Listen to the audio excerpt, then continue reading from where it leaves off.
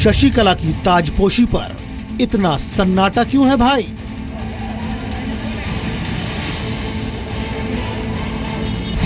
क्या शशिकला का सीएम बनना अनैतिक है?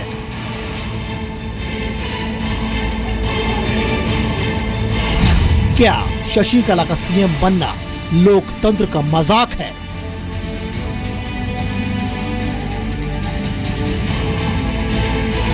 क्या शशिकला की सियासी कला से तमिलनाडु नाखुश है?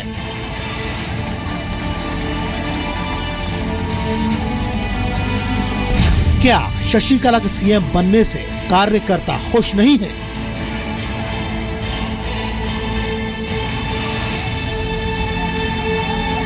क्या तमिलनाडु के लोगों के साथ धोखा हुआ है?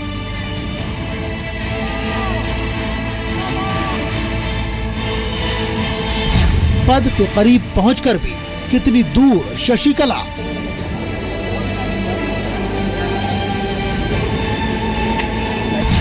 क्या किस्मत साथ नहीं या कोर्ट बनेगा रुकावट?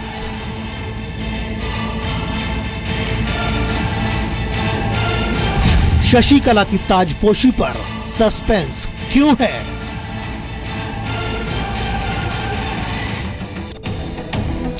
तो शशिकला का आज शपथ लेने का कार्यक्रम रद्द हो चुका है। यह खबर सूत्रों के हवाले से है, क्योंकि अभी तक इसकी आधिकारिक पुष्टि नहीं हुई है। पहले कहा यह जा रहा था कि आज वो मद्रास यूनिवर्सिटी के ऑडिटोरियम में शपथ ग्रहण करने वाली हैं और इसकी पूरी तैयारी भी हो चुकी है। सूत्र ये बता रहे हैं कि शशिकला ने ज्योतिषी की सलाह पर शपथ ग्रहण का कार्यक्रम टाल दिया है। हालांकि उनके और सीएम पद के बीच एक बड़ा विवाद आ चुका है। शशिकला को शपथ लेने से रोकने के लिए सुप्रीम कोर्ट में याचिका दाखिल की गई है, जिस पर आज सुनवाई हो सकती है। इस खबर की एक एक डिटेल हम आपको देंगे, लेकिन सबसे पहले खबर की क्रेडिबिलिटी यानी कि विश्वसनीयता आपको बता दें। इस खबर में हमारा रिपोर्टर मौके पर है। खबर 100% सही और विश्वसनीय है। इस खबर पर गवाह या एक्सपर्ट की राय मौजूद नहीं है। इस खबर में दिखाए गए वीडियो पर आप पूरी तरह से भरोसा कर सकते हैं, क्योंकि ये जी मीडिया के कैमरे से शूट किया गया है। ये हुई खबर की क्रेडिबिलिटी की बात।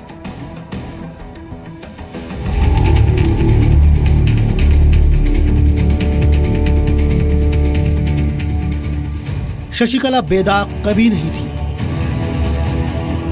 दाग जयललिता पर भी कम नहीं थे, लेकिन तमिलनाडु को जयललिता मंजूर थी। अब शशिकला जब वैक्यूम को भरने की तरफ बढ़ रही है, तो उसमें बड़ी रुकावट सामने है।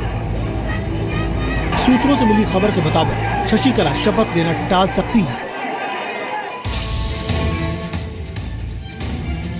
एक ज्योतिषी से मिली सलाह और दूसरी अदालत, यानी शशिकला की ताजपोशी में क्या उनके साथ फिलहाल किस्मत नहीं है या कोर्ट रुकावट बन सकता है? सूत्रों के मुताबिक शशिकला को ज्योतिषी ने शपथ ग्रहण समारोह टालने का सुझाव दिया है। वहीं दूसरी वजह है सुप्रीम कोर्ट में दाखिल हुई एक जनहित याचिका, जिसमें उनके शपथ ग्रहण समारोह पर रोक लगाने की मांग की गई थी। याचिका में दलील दी गई है कि एक हफ्ते में सुप्रीम कोर्ट उनके और राज्य की दिवंगत सीएम जयललिता के खिलाफ आय से अधिक संपत्ति मामले में फैसला सुना सकता है। शशिकला के खिलाफ कोर्ट में ये याचिका चेन्नई की एक एनजीओ ने दी है। सूत्रों के मुताबिक इसी वजह से तमिलनाडु के राज्यपाल सी विद्यासागर राव कानूनी पेच को समझते हुए शशिकला को शपथ नहीं दिलाएंगे।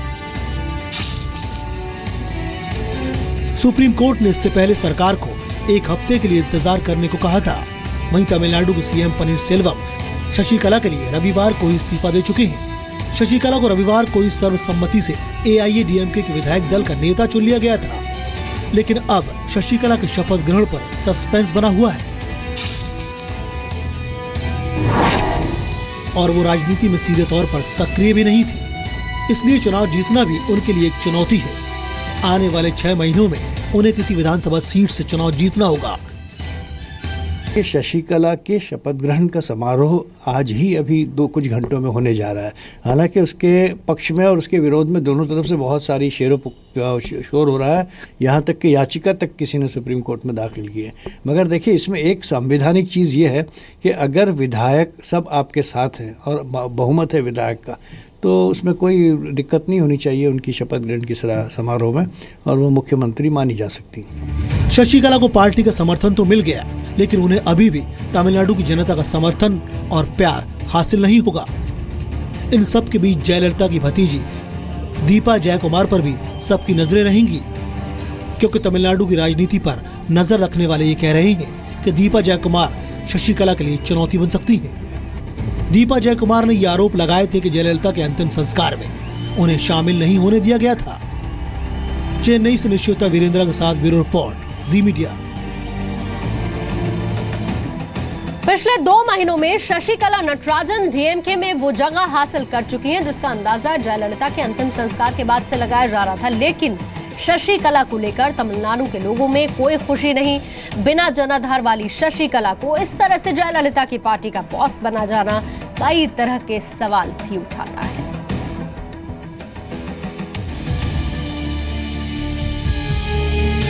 दिसंबर 2016 की इन तस्वीरों ने तमिलनाडु के राजनीतिक भविष्य को 2 महीने पहले ही बता दिया था।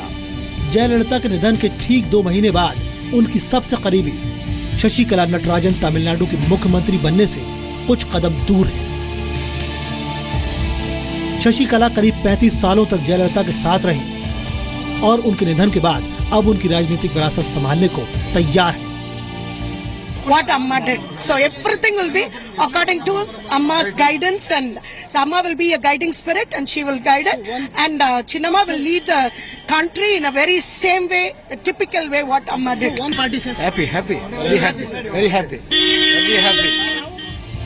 पनीरसेल्वम को भी आगे बढ़ाने में शशिकला की ही भूमिका थी, इसलिए शायद पनीरसेल्वम ने फौरन शशिकला के लिए मुख्यमंत्री की कुर्सी छोड़ दी। लेकिन उनके विरोधी इसे तमिलनाडु के लोगों के साथ धोखा बता रही हैं। In the sense that people did not vote for him. At least he had the distinction of fighting the elections along with Selvi J. Jayalalitha. As an MLA, he was a minister in her cabinet, and Selvi J. Jayalalitha herself had reposed faith in him even when she was ill. The mantle of the chief ministership was given to Mr. Pannirselvam. At least he has that distinction. But now, Mrs. Shashikala becoming the chief minister of the state of Tamil Nadu, I think it is a very, very sad day for democracy in the state of Tamil Nadu. To wait and see. See, actually, the people mandate is to former CM Jayalalitha. But the same ADMK MLAs selected Mr. Pannirselvam as CM. We already accepted. So in the same way, the mandate is not for Mr. Pannirselvam. So the mandate is not for Shashikala, but the MLAs, it is the constitution right. The MLAs selected, the majority MLAs selected her.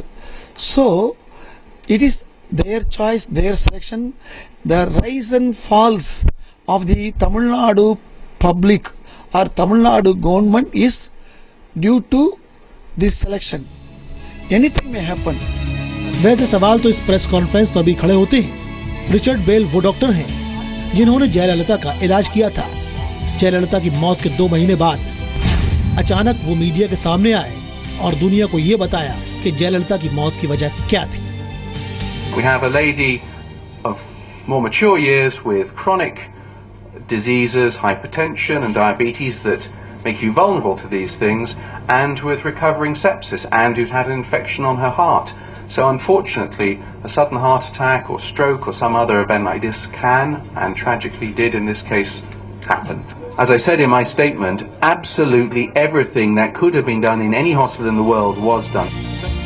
इस press conference की timing को लेकर सवाल किए जा रहे हैं।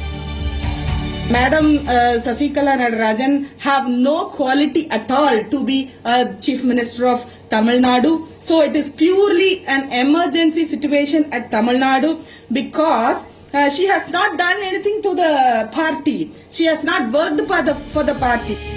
सवाल तो उठ ही रहे हैं कि क्या शशिकला का सीएम बनना अनैतिक है? जयललिता ने कभी भी शशिकला को अपनी राजनीतिक उत्तराधिकारी के रूप में आगे नहीं बढ़ाया, लेकिन एक साय की तरह वो जयललिता के साथ हर जगह रहती थी। क्या शशिकला का सीएम बनना लोकतंत्र का मजाक है? चेन्नई से निशिता के साथ ब्यूरो रिपोर्ट, जी मीडिया। तो क्या तमिलनाडु के साथ धोखा हुआ है? क्योंकि जो तमिलनाडु में जुनून जयललिता को लेकर था, उसके मुकाबले में ऐसी तस्वीर शशिकला को लेकर नजर नहीं आ रही है। और ये बात खुद शशिकला भी जानती है कि उनके लिए आगे की राह आसान नहीं है। उनकी ताजपोशी को उनके विरोधी AIADMK को हाईजैक करने की नजर से देख रहे हैं। शशिकला के मुख्यमंत्री बनने के ऐलान के बाद तमिलनाडु में ना तो कोई जश्न का माहौल है, ना पटाखे फोड़े जा रहे हैं और न ही उनके समर्थक सड़कों पर निकलकर खुशी जता रहे हैं। शशिकला का मुख्यमंत्री बनना कानून और संविधान की दृष्टि से अवैध नहीं है, लेकिन ये अनैतिक जरूर है। ऐसे में सवाल उठता है कि क्या तमिलनाडु की जनता उनके साथ है? ये तस्वीरें तब की है जब AIADMK के विधायकों ने शशिकला को अपना नेता चुना था।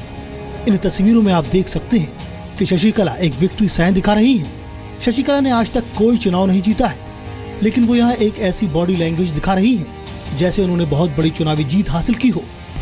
सवाल ये है कि शशिकला किस बात पर ये विक्ट्री साइन दिखा रही है? क्या ये तमिलनाडु की सत्ता पर कब्जा प्राप्त करने की खुशी है?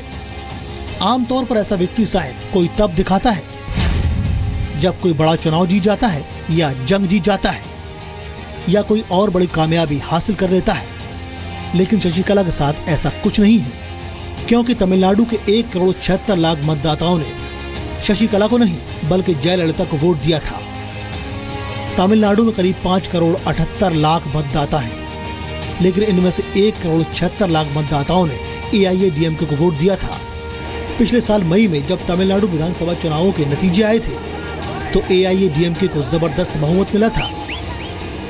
तमिलनाडु विधानसभा में 234 सीटें हैं, लेकिन पिछले साल 232 सीटों पर ही चुनाव हुआ था और इनमें से AIADMK को 135 सीटें मिली थी।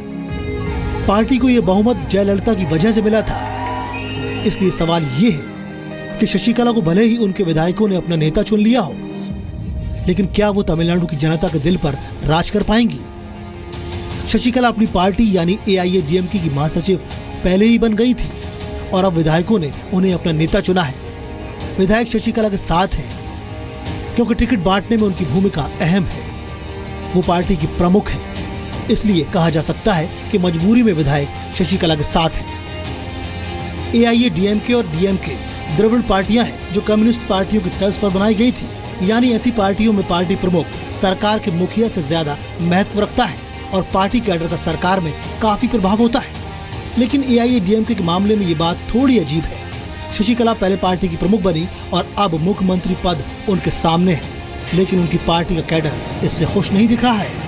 तमिलनाडु का राजनीतिक इतिहास बताता है कि जब भी कोई नेता मुख्यमंत्री बनता है तो समर्थकों का जश्न कुछ ऐसा होता है। ये तस्वीरें जयललिता के मुख्यमंत्री बनने से पहले की हैं। जयललिता को जब पिछले वर्ष मई में जीत मिली थी तो उनके समर्थक ऐसे जश्न मना रहे थे, लेकिन अब ऐसा कुछ भी नहीं।